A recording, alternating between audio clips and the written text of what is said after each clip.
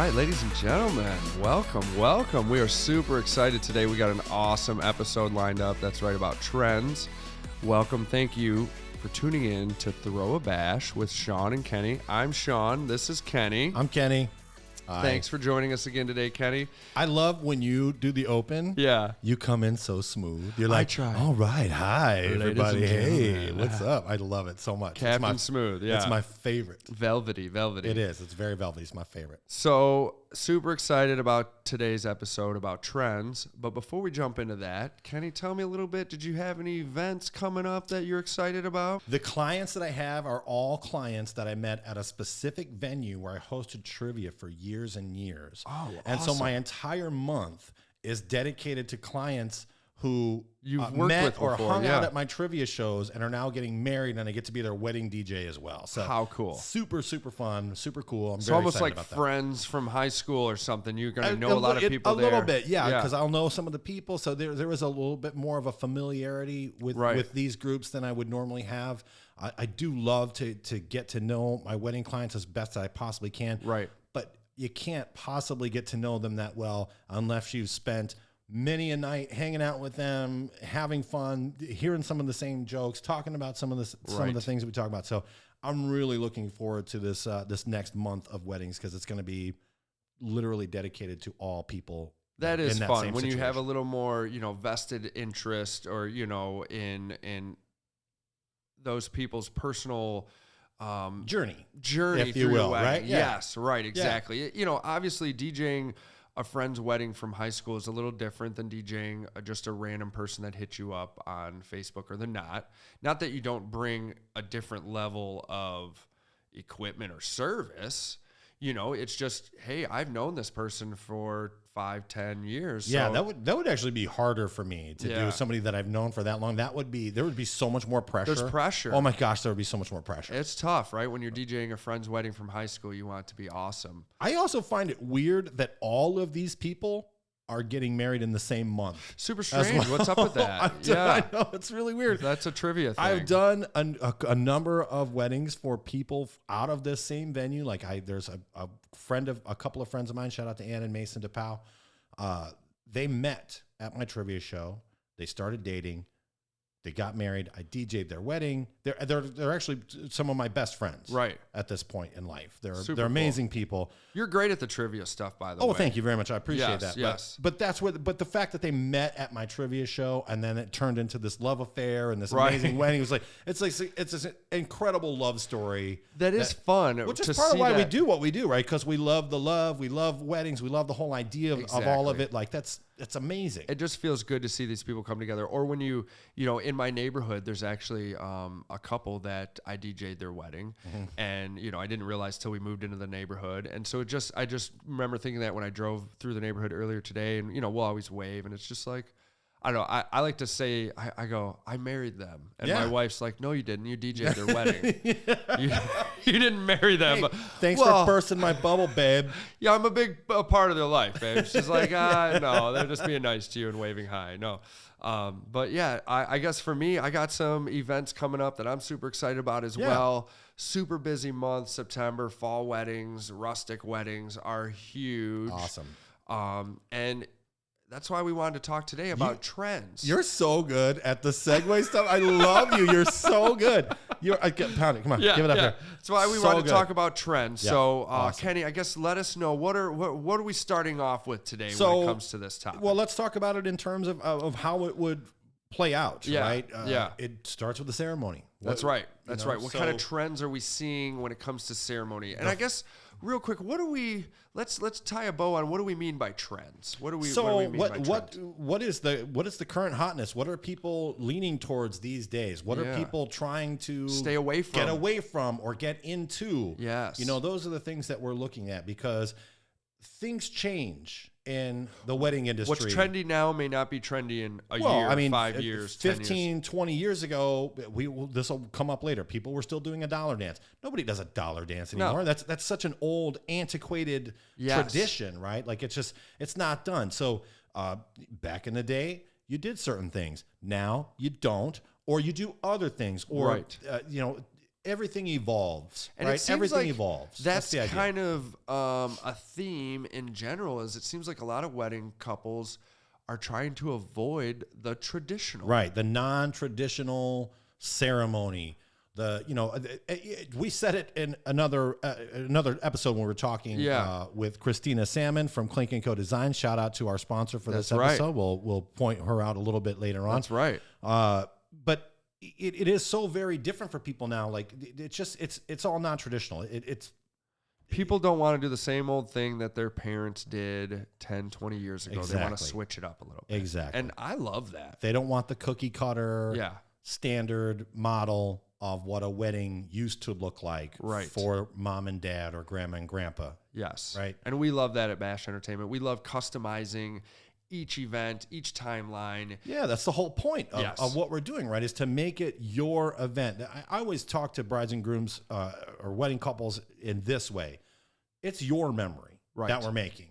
It's not my memory. I love that. It's not what I'm after. These are your memories. So claim it, take it, own it, make it yours. Do it your way. If you want to do it non-traditional, but you're getting pressure from somebody in your family to do it a certain way, don't pay attention to that. I know. Isn't it funny your way. when people ask like, well, how are we supposed to do this? Or what is like, and it's like, it's whatever you want it to be. It doesn't, we don't have to do any of this. We can do all of it. Right? You know, it's funny. People, I think it is, they feel these pressures, or their mom Googles it online and says, no, you need to do this.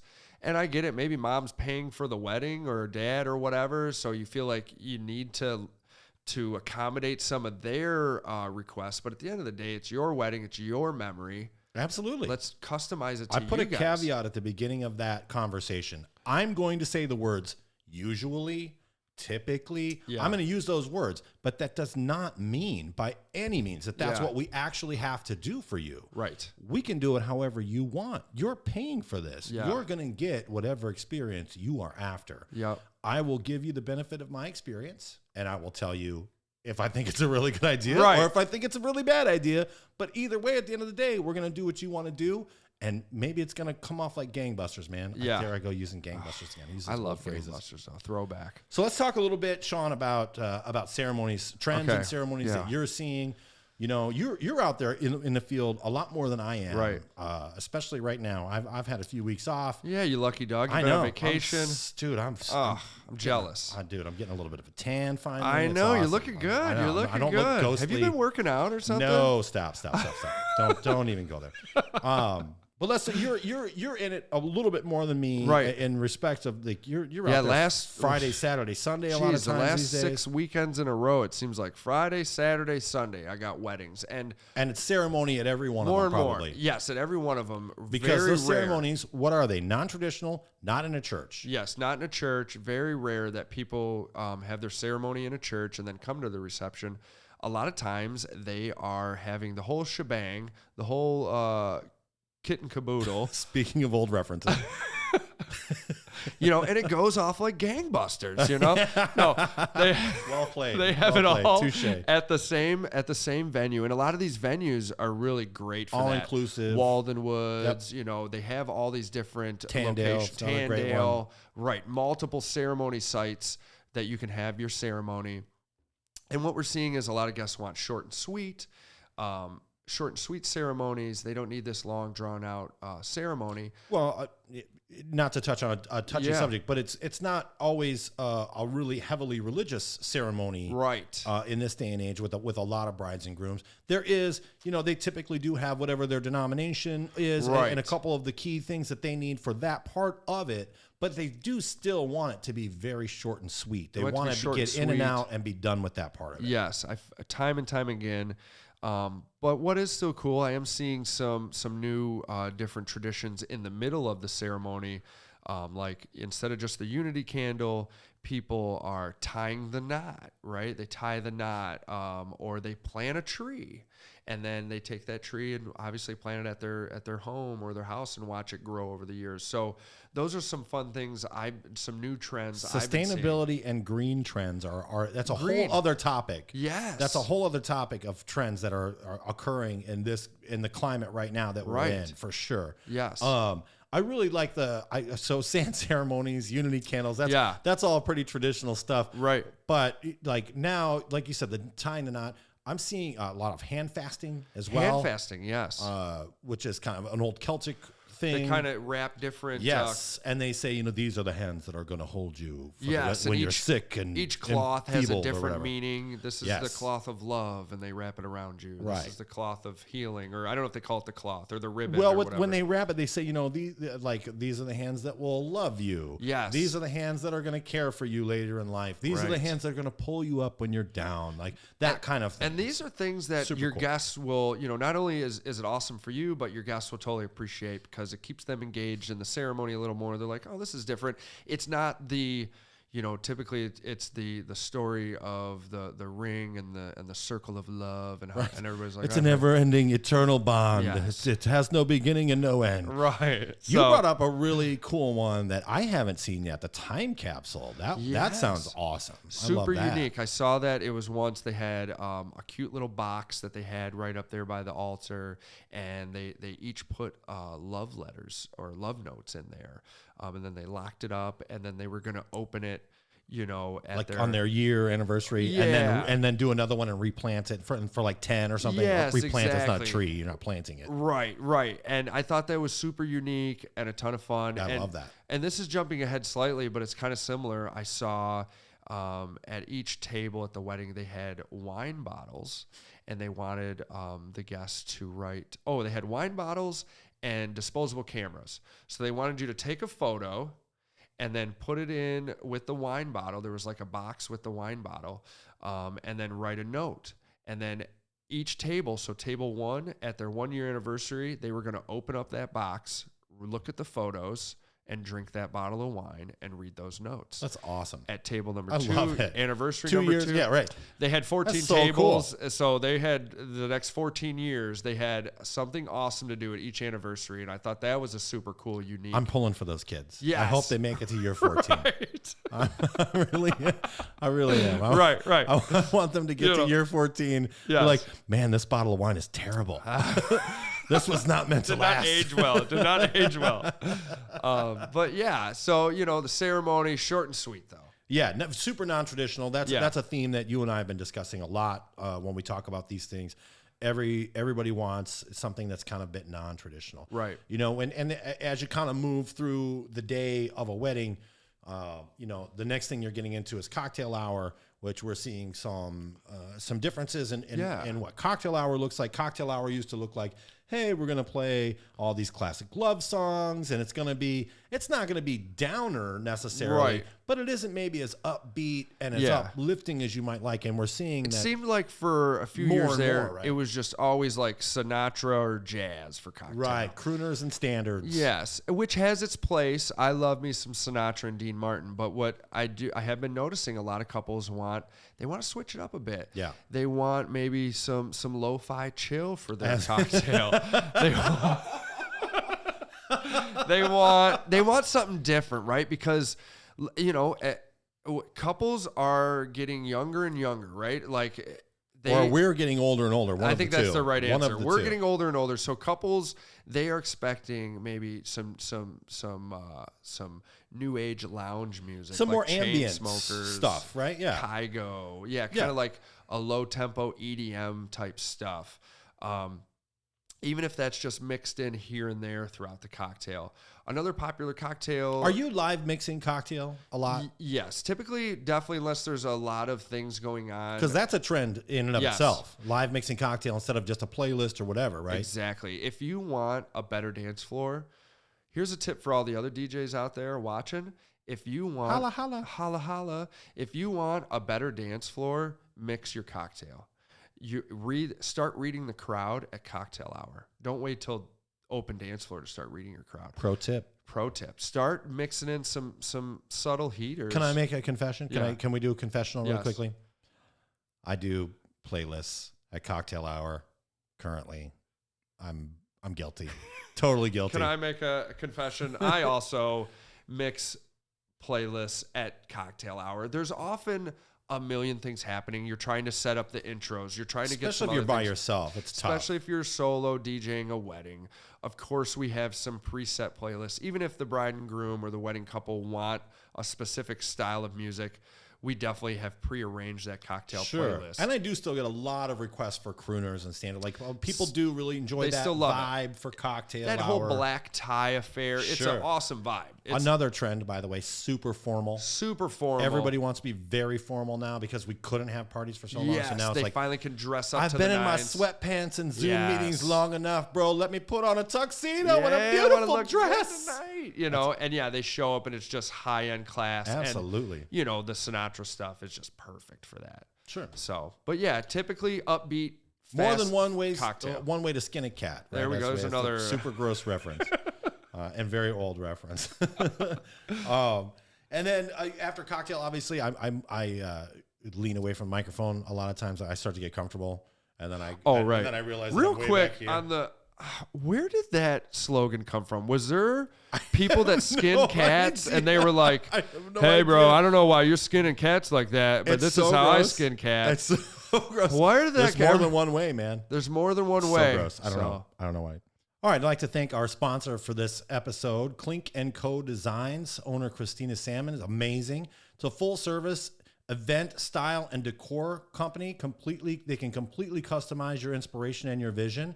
The big day should be stress-free. You should allow Clink & Co. Designs to ensure that your wedding day or your event is everything that you envisioned and more. You can find them at clinkandcodesigns.com. You can find them on Instagram at clinkandco_designs. Check them out. Christina Salmon and Clink & Co. Designs. Thank you so much for your sponsorship thank you, today. Christina. We totally appreciate you sponsoring the show. Super excited about Christina and Clink & Co. Design.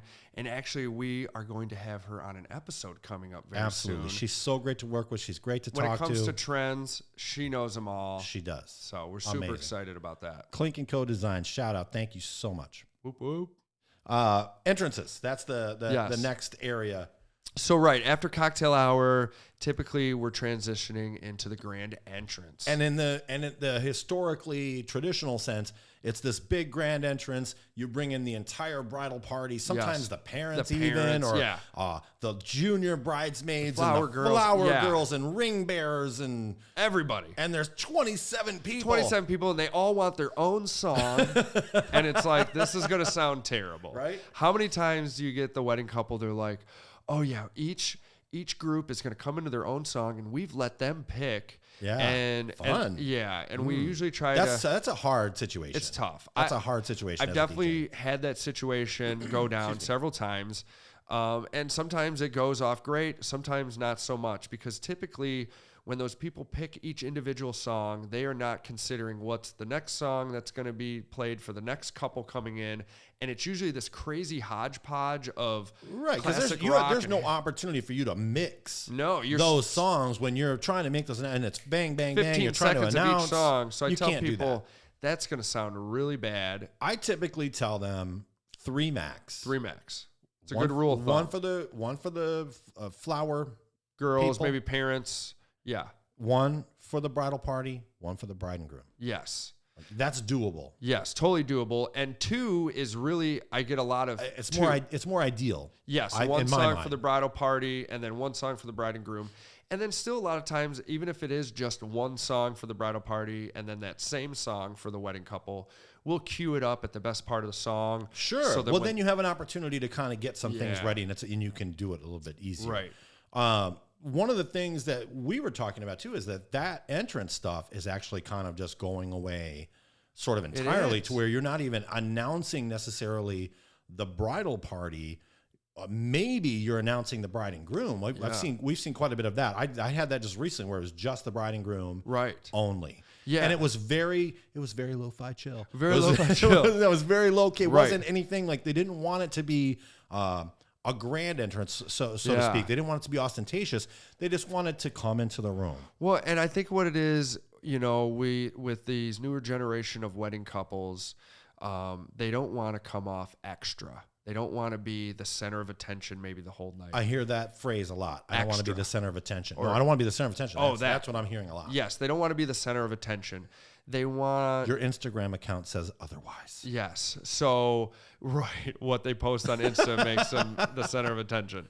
And, you know, and we get that. We can totally do that. And it can be a ton of fun, right? And I get it. They just want to, a lot of them they're like, we want to enjoy cocktail hour too. Yeah. We want to already be in the room. So right. then it seems weird to then reintroduce us. Right. Why would I leave and then be announced back in the room? I totally get that. So totally get it that. can be a ton of fun, and it can make for a really fun wedding. I like a good toast. Yes. At a wedding. That's always, to me, something that I look forward to. Yes. And I also, at the same time, as a DJ, somewhat dread or worry about just simply for the factor of time, because you never know sort of how long a toast is going to go. If the father of the bride comes up and grabs the microphone first, and then all of a sudden he whips out of his jacket pocket 4 sheets of printed paper. Yes. You know, and you're like, oh no, like, do I have fresh batteries in this wireless mic? Is my wireless even going to last long enough for this? Or you look at the event captain, you're like, hey, I think you're going to have to tell the chef to hold dinner for 5 more minutes. Yes. I mean, it can be tough, right? To make sure that those things flow smoothly and still we get to dinner on time. And then you don't want that random person, I don't know about you, but it's so rare to ever be like, does anyone else have anything to say? You never do that. Oh my goodness, no. Because you don't want that random drunk uncle. The challenge that you have as the DJ is to keep that timeline moving, right? Especially in these areas. And so you try to allot enough time for that. But more and more we're seeing too that where those speeches are shorter, lesser. Yeah. Maybe you're only going to have a couple. Yeah. And then obviously you get the wedding where it's like, everybody's going to speak, and there's going to be 9 speeches, and then there's going to be a blessing, and blah blah blah blah blah. Yes. But more and more, I think the more common theme that I'm seeing is fewer and fewer toasts, or even staggered toasts, right? Because it's too much time, I think, for people when it's a 5-minute toast, and then another 5-minute toast, and then a 3-minute toast, and they're all waiting to eat. 2-minute toast, and it's right before dinner. The bar's closed. They haven't had a drink in 20 minutes. They haven't had any food. And they're looking at their phone now anyway. Their attention span is gone. Yep. It's gone. So I like the idea of staggered for that reason. I also like the idea of what I'm seeing is the elimination of the toast almost entirely at the wedding, and they're doing it the night before the rehearsal. Yeah, they're like, we already got them out of the way. Yeah. And then at the wedding, a quick welcome toast. Because it is still nice to the wedding couple, right? Right. It is still nice to acknowledge your guests, because obviously, you know, we're going to do that as DJs. Thank everybody for coming out.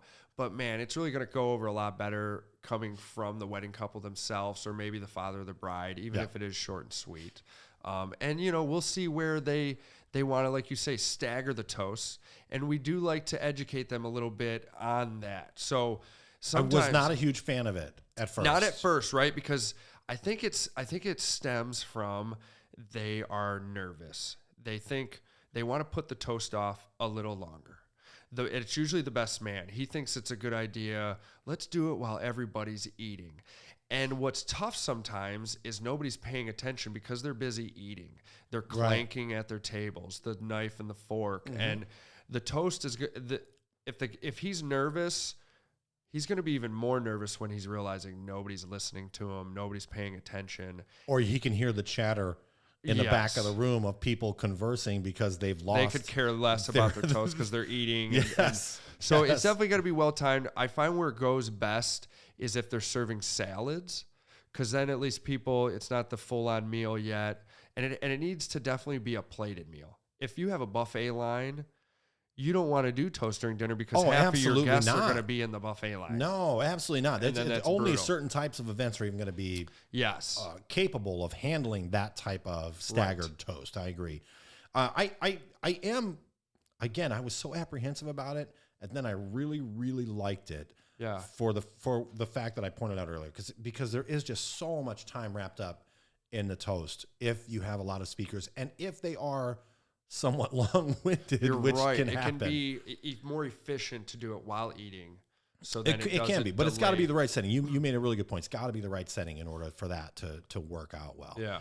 Have you ever had just a god-awful, I want to turn this person's microphone off toast? I haven't had it to the point where I've had to turn it off yet, but I've definitely had those cringe-worthy toasts. Oh. I usually try to give them a quick heads up. I'm like, hey, don't drop any F-bombs. Is this, and it's always when you can tell, they're like PG-13, bro. Yeah, PG-13. The best man's like, I'm just going to speak from the heart. You're like, that's keep terrifying. it short and sweet. Yeah. And then those are really bad. But I don't know. What about you? Have you ever had? Yeah, I've turned the microphone off. Wow. That's another story for another episode. But I've had terrible ones. Yes, obviously, if it's brutal or they get to the point where they're derogatory or only one time have I've turned the microphone off on a best man. One time. Yes, I'll tell that story another time. Oh, I can't wait. Well, another episode. What about cake cutting? Cutting a cake? Cake cutting cutting. a cake? Super rare anymore It's one of those things. It's a big to do. It's going away, isn't it? Going away. It's definitely now. It's always right after the intros. They rarely want to cut the cake later. Exclusively. It's like they want to just intro, cut the cake, and be done with it. And then a lot of times they're like, we don't need it like announced. We're just going to cut the cake, and our photographer will grab a photo. Yeah. And it's maybe because they have a donut wall. They're not even serving cake. Or they're serving cupcakes. Or they brought in cookies from M Street Bakery. From M Street Bakery, and they got cookies and cupcakes. We don't even have a cake. So, no, we don't need to announce it. It's again, that's that whole theme of non-traditional. Yeah. Some of those old school traditions are just falling by the wayside. They're just not funny old done. Tradition. Does anybody like save the cake and eat it like 10 years later? Right. Isn't that what you're supposed to do? You're supposed to like later? stick it in your freezer and eat it a Weird. year later or something? Weird. That sounds disgusting. Yeah. No, thank you. I'm out on that. I'm out on that. I'm totally out on that. Okay. So what about moving along in the timeline, right? Yeah. Because we think about these things in terms of timeline because that's how we operate as DJs. There's this section of the night, then there's this section of the night, and then there's this section of the night. Right. So moving on to dancing, bridal dances specifically. Right. What are you seeing? Super rare. When you open up the dance floor with those formal dances, you have the first dance, the mother son, the daddy daughter, what have you. It used to be you would do a bridal party dance. All the members of the bridal party. Yeah, that doesn't happen at all anymore. It's like not even a thing. That's so done. And then it went to, okay, they're going to dance, but they're going to dance with their significant other instead of the person they walked out with. And then it would make for this confusing situation where you're pulling out people that aren't members of the bridal party.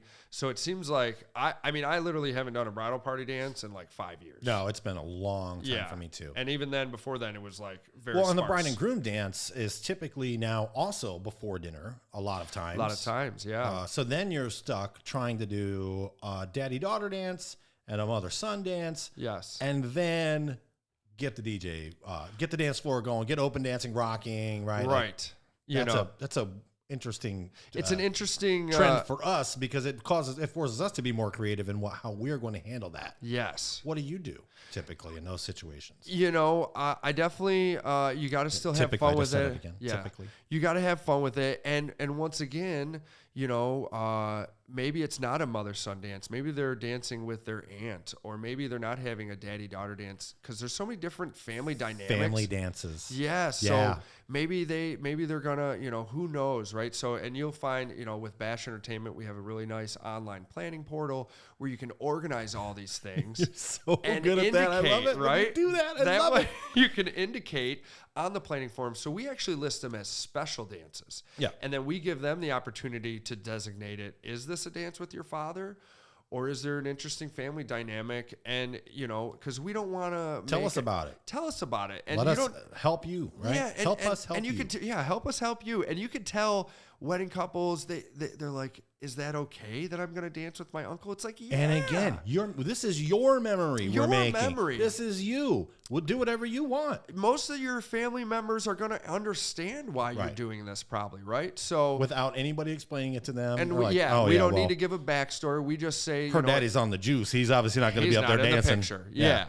So we just move on with it, have fun with it, or maybe we combine it. A lot of times they'll dance, the bride will dance and the groom will have a dance all at the same time, and we call it the family dance. Love that. So one of my faves. Yeah, and then we can move on from there. Yeah, another of my favorites, which I've been seeing a lot, and I love this, is the fast photo.